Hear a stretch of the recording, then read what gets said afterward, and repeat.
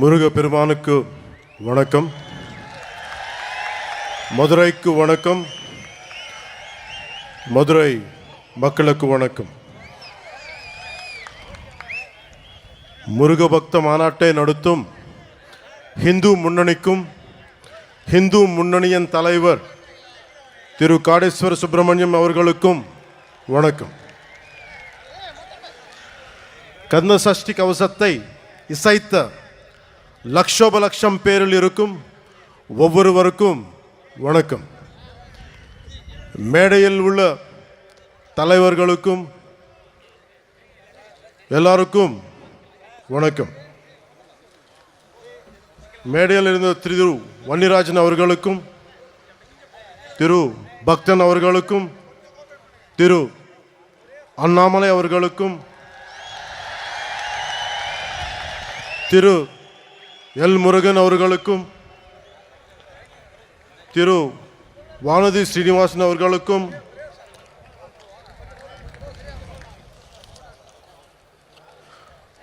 முன்னாள் ஆளுநர் மேதகு தமிழிசை அவர்களுக்கும் வணக்கம்.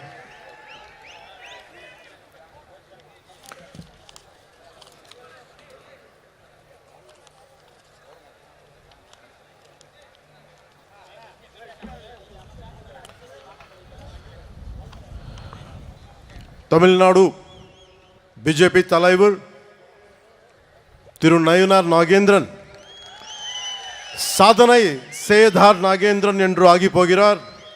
அவருக்கு என் வணக்கம்.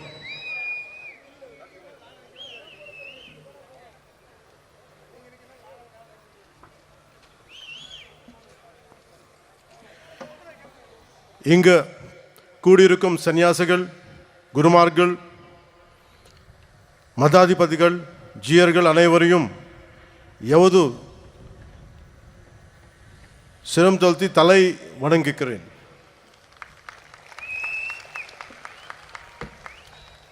என்னை மதுரைக்கு வரவழைத்தது முருகன். அந்த வெற்றிவேல் முருகனுக்கு என்னை வளர்த்தது முருகன். அந்த வீரவேல் முருகனுக்கு எனக்கு துணிச்சல் தந்தது முருகன். அந்த சுரவேல் முருகனுக்கு, மதுரைக்கும் முருகனுக்கும் நெருக்கம் அதிகம். முருகனின் முதல் அறுபடை வீடும் கடைசி அறுபடை வீடும் மதுரையில் தான் உள்ளன. மதுரை என்பது மீனாட்சி அம்மன் பட்டினம். மீனாட்சி அம்மன் தாய் பார்வதியின் அம்சம். எனவே முருகனின் தாயாரும் மதுரையில் தான் உள்ளார். முருகனின் தந்தை சிவபெருமான் முதல் சங்கத்துக்கு தலைமை ஏற்று மதுரையில் தான் இருந்தார். எனவே இந்த மதுரையில் தாயமே இருக்கிறார், தந்தியும் இருக்கிறார், மகனும் இருக்கிறார். அப்படின்னா மதுரை மக்கள் எத்தனை புண்ணியம் பண்ணி இருக்க வேண்டும். அந்த புண்ணியத்தின் விளைவாக பசும்பொன் முத்துராமலிங்க தேவர் அவதரித்தார். தென் தமிழ்நாட்டின் மாபெரும் தலைவர் பசும்பொன் முத்துராமலிங்க தேவர் முருகனின் அவதாரமாக கருதப்படுகிறார். அவர் சிலைக்கு அருகே மயிலும் வைக்கப்பட்ட உள்ளது. தேவர் மூலம் மனித உறவில் முருகன் வாழ்ந்தார். அந்த பசும்பொன் முத்துராமலிங்க தேவரை தாழ் பணிந்து வணங்குகிறேன்.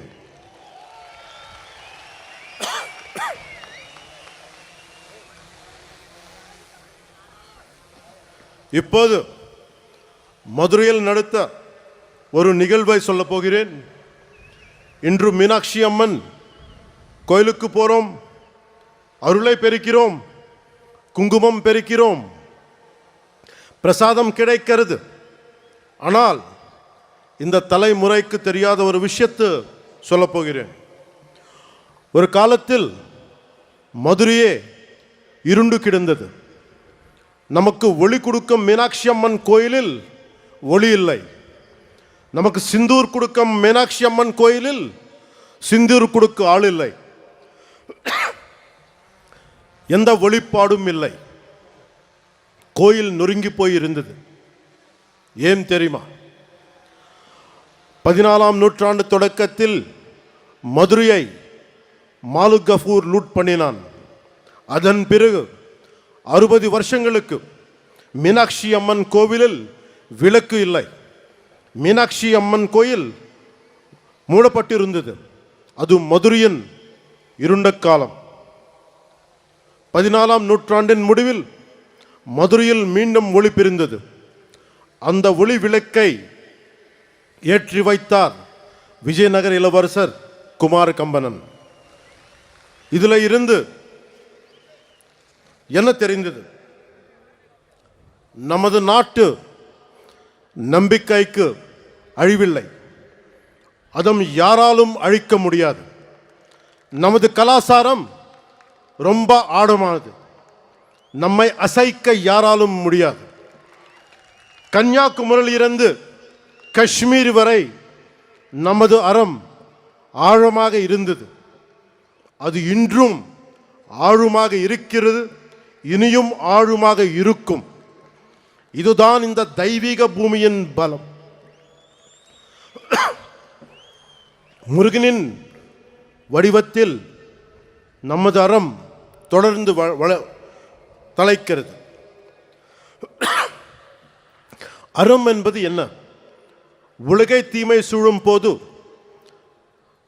அதை அறுப்பது அறம். எல்லோரையும் சமமாக பார்ப்பது அறம். தீவர்களை செய்வது அறம். தீவர்களை வதம் செய்வது அறம். அதன் பெயரே புரட்சி.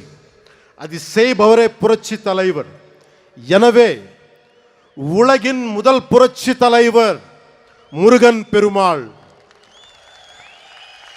நம்ம எல்லோரும் இங்கே வந்தது ஒரே ஒரு கடவுளுக்காக, புரட்சி தலைவர் முருக பெருமானுக்காக, உலகின் முதல் புரட்சி தலைவருக்காக. அநீதியை அழித்தத்தால் அவர் புரட்சி தலைவர். சமமாக நடித்தியதால் அவர் புரட்சி தலைவர். அந்த வெற்றிவேல் முருகனுக்கு, அந்த வீரவேல் முருகனுக்கு, அந்த சுரவேல் முருகனுக்கு.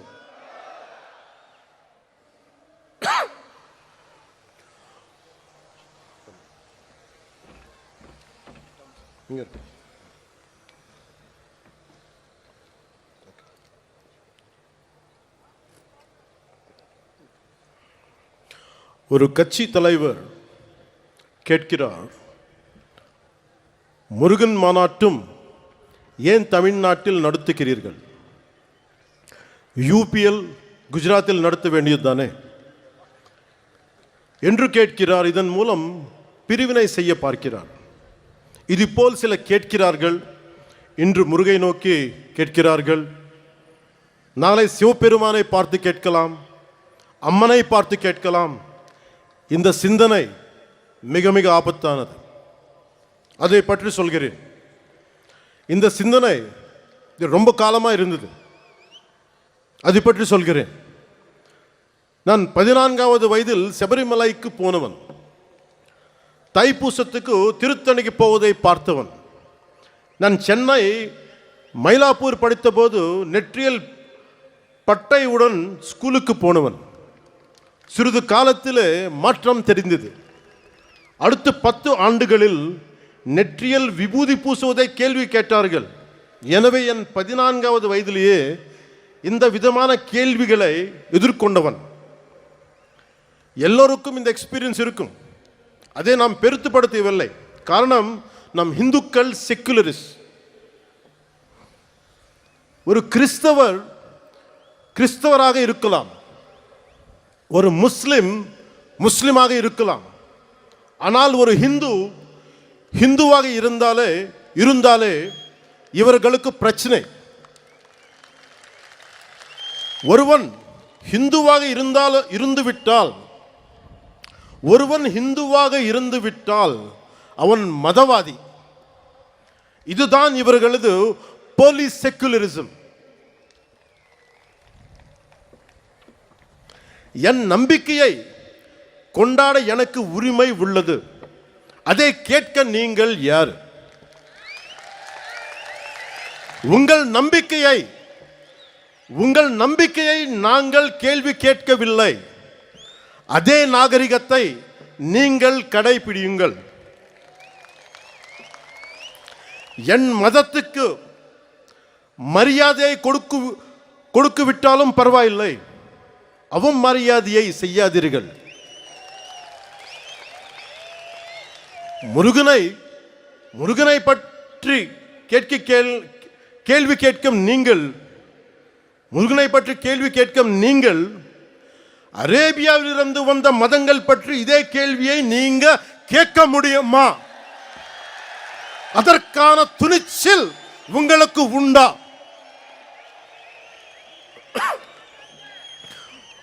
அதனால சொல்ற, சீண்டி பார்க்காதீர்கள்.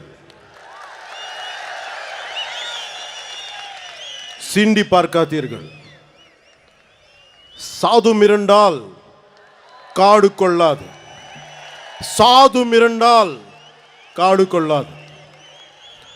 సజ్జనుడికి కోపం వస్తే, సహనంతో ఉన్నవాడి కోపం వస్తే వాడిని ఆపడం ఎవరి తరం కాదు.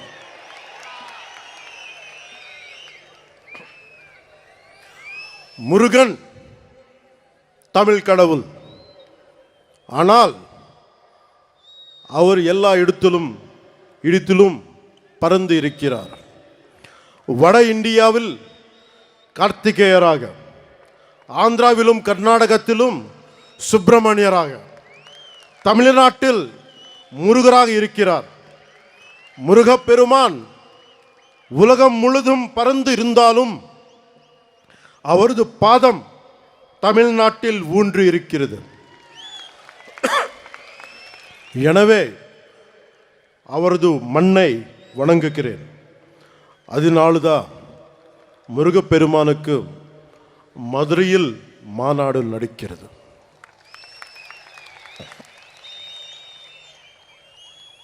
அதனால்தான் இந்த மாநாட்டுக்கு நாம் எல்லாமே வந்திருக்கிறோம். இங்கு சிலர் நிறத்தை வைத்து அரசியல் செய்கின்றனர். நமக்கு நிறத்தில் எந்த பேதமும் இல்லை.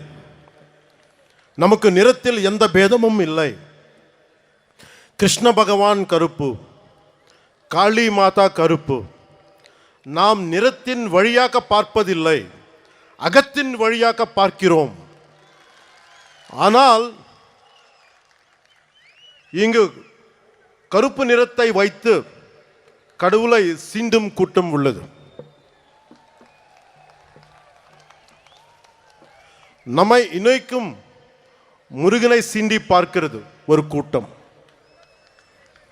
கந்த சஷ்டி கவசத்தை கிண்டல் செய்தனர். அவர்களுக்கு கிண்டல் செய்யும் உரிமை உள்ளது. அந்த உரிமையும் ஜனநாயகம் கொடுத்துள்ளது. அவர்கள் என் கடவுளை கேலி செய்தனர், என் கலாச்சாரத்தை கேலி செய்தனர், என் பண்பாட்டை கேலி செய்தனர், என் பார்வையை கேலி செய்தனர்.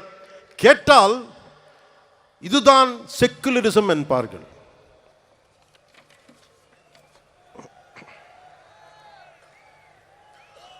மற்றவர்கள் நம்பிக்கையை கொச்சைப்படுத்த அவர்கள் யார்? முருகனை கேள்வி கேட்க அவர்கள் யார்?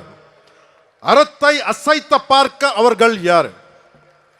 அவர்களால் மற்ற மதங்கள் பற்றி இது போல பேச முடியுமா? அரேபியாவிலிருந்து வந்த மதங்கள் பற்றி அவர்களால் இப்படி பேச முடியுமா? நம் மதத்தை பற்றி மட்டும் ஏன் இப்படி பேசுகிறார்கள்? நாம் அமைதியானவர்கள், எல்லாவற்றையும் சகித்து கொள்ள கூடியவர்கள். மீனாட்சி அம்மன் கோவில் 60 ஆண்டுகள் மூடி கிடந்தும் பார்த்து கொண்டுதானே இருந்தோம். அந்த துணிச்சலால் பேசுகிறார்கள். பொறுமை என்பது கோழைத்தனம் அல்ல. இங்கு உள்ள முருக பக்தர்கள்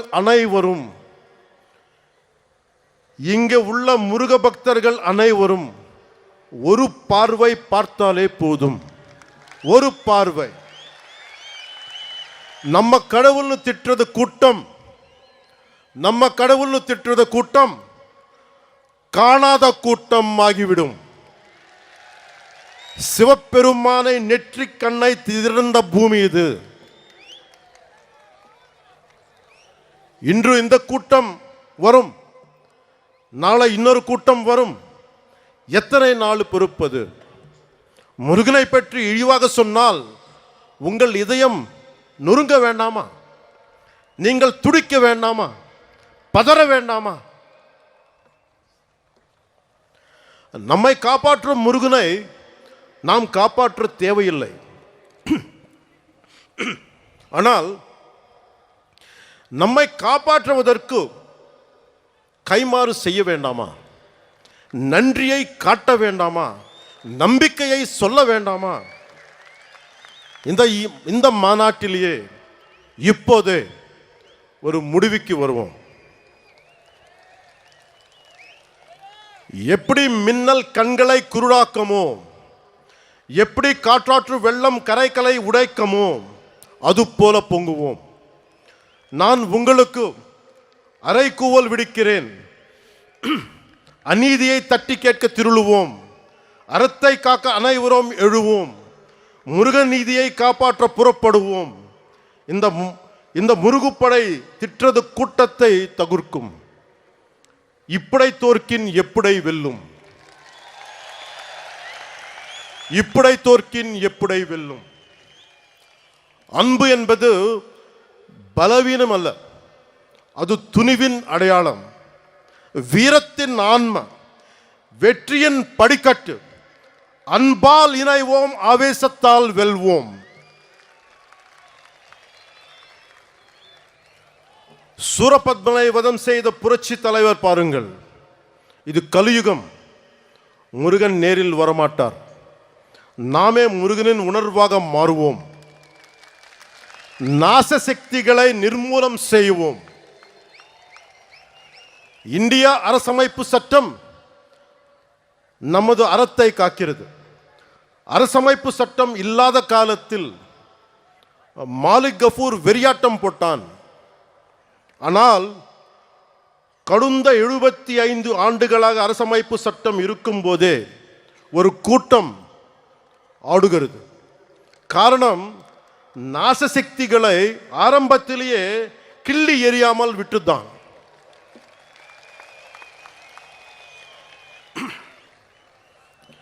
மகாகவி பாரதி சுந்தர தெலுங்குன்னு சொல்லியிருக்கார். அந்த தெலுங்கிலும் ஒரு 2 நிமிடம் பேச என்னை அனுமதிக்குமாறு கேட்டுக்கொள்கிறேன்.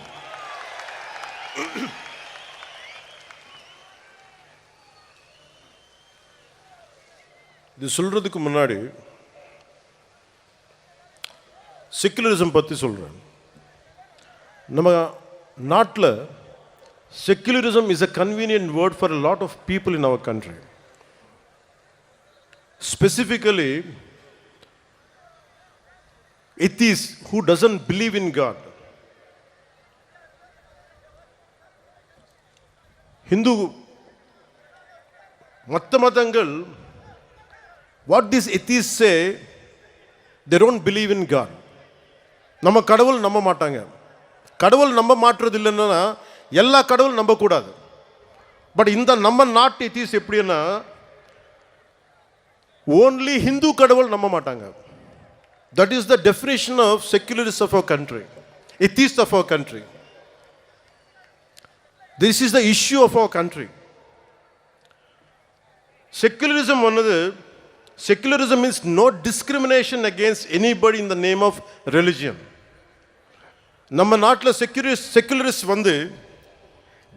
no discrimination against anybody in the name of religion except Hinduism, except Hindu gods and Hindu culture. Hindu culture திட்டிட்டே இருங்க, Hindu gods abuse பண்ணிட்டே இருங்க. That is secularism for them. They don't have the guts to point out any other religion except Hindu dharma. இந்த நாத்திகர் கூட்டத்துக்கு, secularist கூட்டத்துக்கு அரசமைப்பு சட்டம் கொடுத்த one great weapon is there. அது என்ன? Freedom of speech. பேச்சு சுதந்திரம். இஷ்டத்துக்கு பேசுறது. நம்ம கடவுளை திட்டுறது பழக்கமாயிடுச்சு. அவர்கள் கடவுளை திட்டினாலும் நம்ம எல்லாரும் கோவப்படக்கூடாது, கவலைப்படக்கூடாது. ஏன்னா அது பேச்சு சுதந்திரம். அவர் திட்டிட்டே இருப்பாங்க, நம்ம மட்டும் நிம்மதியாக இருக்கணும். ஏன்னா நீங்கள் இந்துக்கள். இது மாறணும். This has to change. If this does not change, it would be very difficult to sustain our religion, our dharma. Anywhere in our country, being a Hindu, I'm not a fanatic Hindu, I'm a committed Hindu. I respect Islam, I respect Christianity. Only நான் கேட்குறது என்னன்னா, don't disrespect my Hindu dharma. நம்ம அறம் பற்றி நீங்கள் எதுவுமே சொல்லாதீங்க. This is my pleading. 2014లో నేను ఒక పార్టీ ప్రారంభించినప్పుడు తెలంగాణ హైదరాబాద్లో, ఆ రోజు నేను అనుకోలేదు ఏథెన్స్ కంటే పురాతనమైన నగరం అయిన మదురైలో ఇన్ని లక్షల మంది జనం మధ్య తమిళ్లో నేను గౌరవించే నా తమిళనాడులో, నేను పెరిగిన తమిళనాడులో, నేను ఇష్టపడే తమిళ సంస్కృతి, నాకు సంస్కృతి బీజాలు పోసిన తమిళనాడు, తమిళ్ భాష, వీటన్నిటిలో నేను ఒకరోజు ఇక్కడికి వచ్చి ఎంతమంది గురువుల మధ్య, ఇంత పెద్ద మా హిందూ మున్నని పెద్దల మధ్య, ఇన్ని లక్షల మంది ప్రజల మధ్య నేను ఇలాంటి రోజు ఒకటి వస్తుందని నేను ఎప్పుడు ఊహించలేదు. I hope you can translate. நான் 2014 நான் ஒரு கட்சியை ஆரம்பிக்கும் பொழுது, நான் ஹைதராபாத்தில் தெலுங்கானாவில் அரசியல் செய்யும் பொழுது, நான் வளர்ந்த தமிழ்நாட்டில், நான் படித்த தமிழ்நாட்டில் ஒரு ஆன்மீக பூமியான ஏதென்ஸ் நகரத்திற்கு தொன்மையான நிகரான ஒரு மதுரை மாநகரில் நான் இந்த மாதிரியான இந்துக்களுக்கான ஒரு கூட்டத்தில் என்ன ஒரு சிறப்பு அழைப்பாளராக என்னை அழைத்து இப்படி நீங்கள் கௌரவிப்பீங்கன்றதை நான் நினைச்சு கூட பார்க்கல அப்படின்னு சொல்கிறார். ఆ సభ ప్రారంభించినప్పుడు నేను నాకు ఇష్టమైన ఒక తెలుగు కవి ఆయన చదివాను. అది ఎందుకంటే నాకు సుబ్రహ్మణ్య భారతి గారి అచ్చమెల్లె అచ్చమెల్లె పోయం గుర్తొచ్చింది. అదేంటంటే, ఇల్లేమో దూరం, అసలే చీకటి గడాంధకారం, చేతిలో దీపం లేదు, దారంతా గోతులు లోయలు, కానీ ధైర్యమే ఒక కవచం. ఇది తమిళ్లో కొంత నేను చెప్తాను, దీన్ని కరెక్ట్ అయితే మళ్ళీ సార్ మీరు కరెక్ట్ చేయండి. பாதையோ இருட்டு, கையிலே விளக்கு இல்லை, வீடோ நெடுந்தொலைவில், வழி முழுவதும் மேடு பள்ளம், மனதில் துணிச்சல் தவிர வேறு இல்லை, அச்சமில்லை அச்சமில்லை அச்சமென்பதில்லையே என்று மகாகவி பாரதி சொல்வாரே, அதுதான் துணைக்கு வந்தது. அச்சமில்லை அச்சமில்லை என்று நம்முடைய பாரதியார் கூறினார். அதை எப்படி என்றால், வீடு தூரத்தில் இருந்தது, ஆனால் கண்ணுக்கு தெரியவில்லை, இருட்டாக இருந்தது, மேடு பள்ளங்கள் நிறைய இருந்தன, ஆனாலும் தைரியம் ஒன்றே அதை கொண்டு அந்த இடத்தை சேர முடிந்தது. அதைத்தான் அவர் அச்சமில்லை அச்சமில்லை அச்சமில்லை என்பதை தைரியத்தோடு நாம் செய்து கொண்டால் எதையும் வெற்றி அடைய முடியும் என்பதை அவர் கூறுகிறார். அதுதான் திருத்தி சொல்ல சொன்னார். నేను ఈరోజు ఇలా నిలబడగలుగుతున్నానంటే నాకు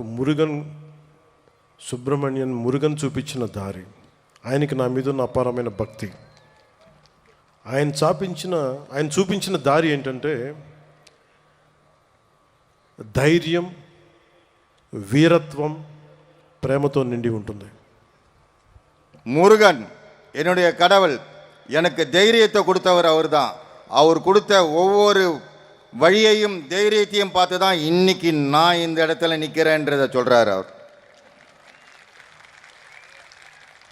మురుగన్ చూపించిన దారిలో నడిస్తే విజయమే వస్తుంది, మంచి కోసం మార్పే తెస్తుంది.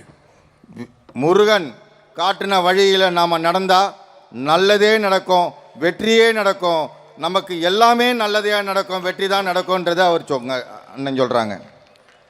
ఈ దారి కష్టమైనది, కానీ బలాన్నిచ్చేది, ధైర్యాన్ని నింపేది, అనుకున్నది సాధించేది. இந்த பாதை மிக மிக கடினமானது, ஆனால் இந்த பாதையை நம்ம கடந்து தான் ஆகணும். அதுக்கு வந்துட்டு முருகனை நினச்சி நம்ம கடுமையாக போராடி நிச்சயமாக வெற்றி அடைய வேண்டும் என்ற நோக்கத்தோடு போகணும்னு சொல்கிறாங்க. మనం వెళ్ళే దారిలో, మనం ఎంచుకున్న దారిలో శత్రువులు, అరాచక శక్తులు ఉంటాయి, భయపెడతాయి. కానీ వీరవేల్ వెట్రివేల్ మురుగన్ తోడుండగా మనకేంటి భయం? நம்முடைய பாதையில் ராட்சசர்கள், கடுமையான கொடுமையான ராட்சசர்கள் இருக்கிறாங்க. அந்த பாதையில் நாம் போகும்பொழுது வீரவேல் வெற்றிவேல் என்று சொன்னால் அந்த ராட்சசர்கள், கொடுமையானவர்கள் ஓடி போய் விடுவார்கள் என்று கூறுகின்றார். మార్పు అనేది ఒకటి. ఈరోజు మనందరం ఇక్కడ ఉన్నాం, వి గ్యాదర్డ్ హియర్, కానీ మార్పు తీసుకురావడానికి, ఆ మార్పుని తీసుకురావడంతో సాధ్యం, అంత ఈజీ, తేలిక కాదు. కానీ మనందరం కలిసికట్టుగా నిలబడి పోరాడితేనే వస్తుంది మనం అనుకుంటున్న మంచి మార్పు. நம்முடைய எண்ணங்கள் எல்லாம் நிறைவேற வேண்டும் என்றால் நிச்சயமாக நாம் ஒன்றாக இணைந்து தான் இதற்கு இந்துத்துவலாக போராட வேண்டும் என்று சொல்கிறார். அப்படி ஒற்றுமையாக நாம் போராடினால் நிச்சயமாக நமக்கு வெற்றி கிடைக்கும் என்று கூறுகிறார். இந்த காலத்துக்கு பொருத்தமான எனக்கு பிடித்த திருக்குறள் ஒன்று உள்ளது. அந்த குறள் சொல்கிறது, சுண்டலிகள் ஆயிரக்கணக்கில் படை எடுத்தாலும் ஒரு நாகுபாம்பு பார்த்து சீறினால் போதும், அந்த எலிக்கூட்டம் காணாத போய்விடும். அதுபோல நமது எதிரிகள் எவ்வளவு பேர் இருந்தாலும் முருகனின் தந்தை சிவபெருமான் கழுத்தில் உள்ள நாகம் பார்த்தாலே போதும், காணாத போய் விடுவார்கள். நான் இதை உங்களுக்கு டிரான்ஸ்லேட் பண்ணணும்னு தேவையில்லை. எனவே மாற்றம் வருவது உறுதி. Change is bound to happen. మార్పు తథ్యం. మనం అనుకున్నది సాధిస్తాం, మన ధర్మానికి నిలబడతామని తెలియజేసుకుంటూ మీ అందరికీ நன்றி, வணக்கம். மாற்றம் ஒன்று மாறாதது. நிச்சயமாக தர்மத்தின் தலைமை நிறை நின்று, தர்மத்தின் பாதை நின்று நாம் ஜெயிக்க தான் போகிறோம், ஜெயித்து காட்டுவோம் என்று கூறி நான் வணக்கம் கூறுகிறேன். முருகனை நம்பினால் வெற்றிதான், முருகனை நம்பினால் உயர்வுதான், முருகனை நம்பினால் எழுச்சிதான். அந்த வெற்றிவேல் முருகனுக்கு அரோகரா, அந்த வீரவேல் முருகனுக்கு அரோகரா, அந்த சூரவேல் முருகனுக்கு அரோகரா. நன்றி, வணக்கம்.